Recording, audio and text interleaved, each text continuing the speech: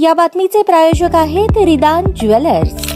आमच्याकडे 24 crate, 22 crate, 20 crate आणि 18 कॅरेटचे सोन्याचे हॉलमार्कचे दागिने मिळतील।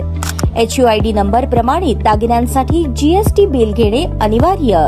100% रिसेल गॅरंटी। इतकेच नव्हे तर प्रत्येक 10 ग्रॅम सोने खरेदीवर 10 ग्रॅम चांदीचे नाणे 20 जुलै 2024 पर्यंत अगदी मोफत। ग्राहकांसाठी विशेष रिदान गोल्ड योजना। ग्राहकांनी सलग 11 हप्ते भरल्यावर 12वा हप्ता आम्ही भरणार। त्याची रक्कम 1000च्या पुढे कितीही। मजुरीवर 50% सूट देखील मिळेल। पत्ता रिदान jewellers, 133 new तिरेगाव, Chandni Chowk, forest, Solapur.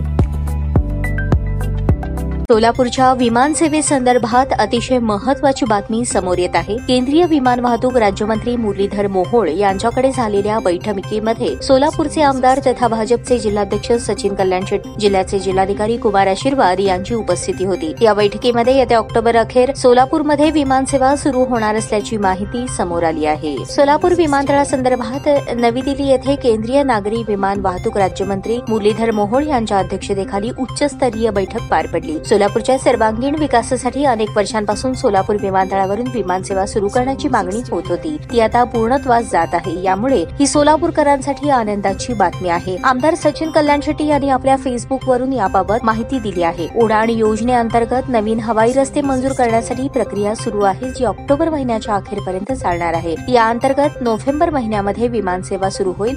यात सोलापूर ते गोवा, सोलापूर ते तिरुपती, सोलापूर ते हैदराबाद, सोलापूर ते मुंबई या दरम्यानचा हवाई मार्गांना प्राधान्याने घेतले जाईल। बैठकीस उपस्थित एअरलाईन प्रतिनिधींकडून काही कमर्शियल फ्लाइट सुद्धा सुरू करण्याचे नियोजन असून या संदर्भातही बैठकीमध्ये सकारात्मक चर्चा झाली आहे। या बैठकीत सोलापूरचे जिल्हाधिकारी कुमार आशीर्वाद, मंत्रालयाचे वरिष्ठ अधिकारी, फ्लाय 91 आणि अलायन्स एअरचे प्रतिनिधी उपस्थित होते।